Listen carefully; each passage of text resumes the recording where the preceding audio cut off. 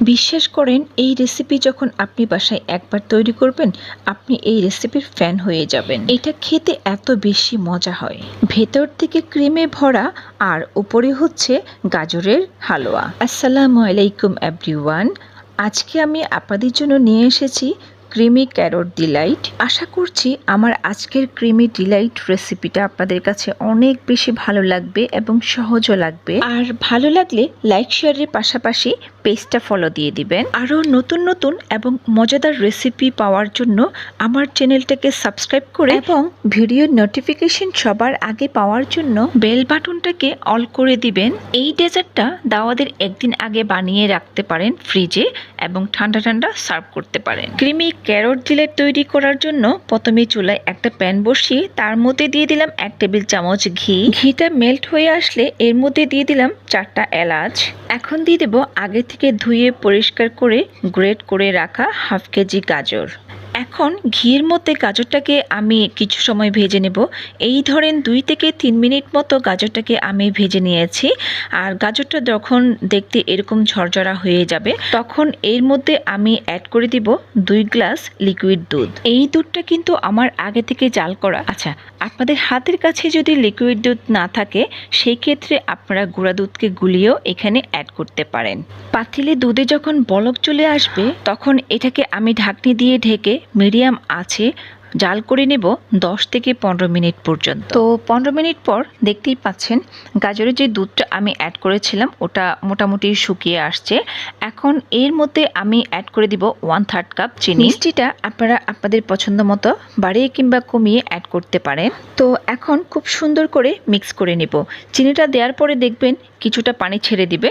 এরপর অনবরত নেড়ে নেড়ে চিনির পানিটাকে ভালো করে শুকিয়ে নেব। পানিটা যখন পুরোপুরি শুকিয়ে গেছে তখন এর মধ্যে আমি অ্যাড করে দিব 4 টেবিল চামচ গুঁড়া দুধ। গুঁড়া দুধটা অ্যাড করলে এই ডেজার্টের স্বাদটা আরও অধিকাংশেই বেড়ে যায়। আচ্ছা, আপনাদের হাতের কাছে গুঁড়া দুধ না থাকলে তাহলে আপনারা স্কিপ করতে পারেন। সব কিছু একসঙ্গে খুব ভালোভাবে মিক্স করে নেব।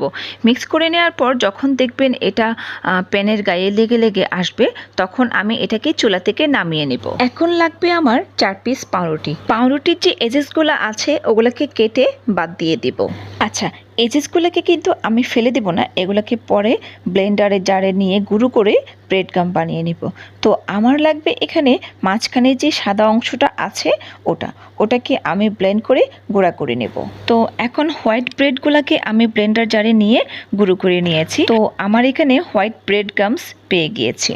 চুলায় একটা প্যান বসিয়ে তাতে দিয়ে দিলাম 2 গ্লাস লিকুইড দুধ, সাথে দিয়ে দেব 4 টেবিল চামচ গুঁড়া দুধ এবং তার সাথে আরও অ্যাড করে দিচ্ছি 4 টেবিল চামচ চিনি। এখন সব কিছু একসঙ্গে খুব ভালোভাবে মিক্স করে নেব। এখন এর মধ্যে আমি আগে থেকে যে হোয়াইট ব্রেড গামস বানিয়ে রেখেছিলাম ওটা অ্যাড করে দেব। অ্যাড করে দেওয়ার পর খুব ভালোভাবে মিক্স করে নেব। আর এটাই কিন্তু আমার গাজর ক্রিম ডিলাইটের যে ক্রিমটা আছে মাঝখানে ওটাই রেডি করে নিচ্ছি। তো এখন এর মধ্যে আমি দিয়ে দিব হাফ চামচ এলাচ গুঁড়া। তো এলাচ গুঁড়াটা দিয়ে দেওয়ার পর এখন আবারও খুব সুন্দর করে মিক্স করে নেব। তো আমার এই যে রাবড়ি বলেন ক্রিম বলেন যেটাই বলেন না কেন তো একদম রেডি হয়ে গিয়েছে। এখন এটাকে আমি চুলা থেকে নামিয়ে নেব।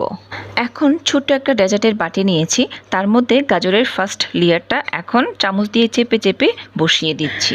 তারপরে দিয়ে দিব গরম গরম রাবড়িটা যতই ঠান্ডা হবে ততই জমতে শুরু করবে, তার জন্য এখানে গরম গরম অ্যাড করে দিতে হবে। এখন থার্ড লেয়ারটা আমি দিয়ে দিচ্ছি গাজরের হালুয়া দিয়ে। এখন সাইড দিয়ে গাজরের হালুয়াগুলোকে চারপাশে ছড়িয়ে দিচ্ছি আর মাঝখানে একটু ফাঁকা রেখে দিচ্ছি। এখন মাঝখানে যে ফাঁকা জায়গাটা আছে ওখানে একটা চেরি ফল বসিয়ে দিচ্ছি। আচ্ছা, সাজানোটা যার যার নিজের উপর, তো আপনারা যেমন সাজাতে পছন্দ করেন তেমনি করে সাজিয়ে নেবেন। আজকে আমার ক্যারট ক্রিমি ডিলাইট কেমন লেগেছে অবশ্যই আমাকে কমেন্টস করে জানাবেন। একদম 5 স্টার মানের একটা ডেজার্ট আপনাদের কাছে আজকে আমি শেয়ার করলাম। আশা করছি আমার আজকের রেসিপি আপনাদের কাছে খুবই ভালো লেগেছে আর সহজও লেগেছে। তাহলে আজ এই পর্যন্তই। সবাই অনেক বেশি ভালো থাকবেন আর সুস্থ থাকবেন। সবাই সবার জন্য দোয়া করবেন। আল্লাহ হাফেজ। আসসালামু আলাইকুম।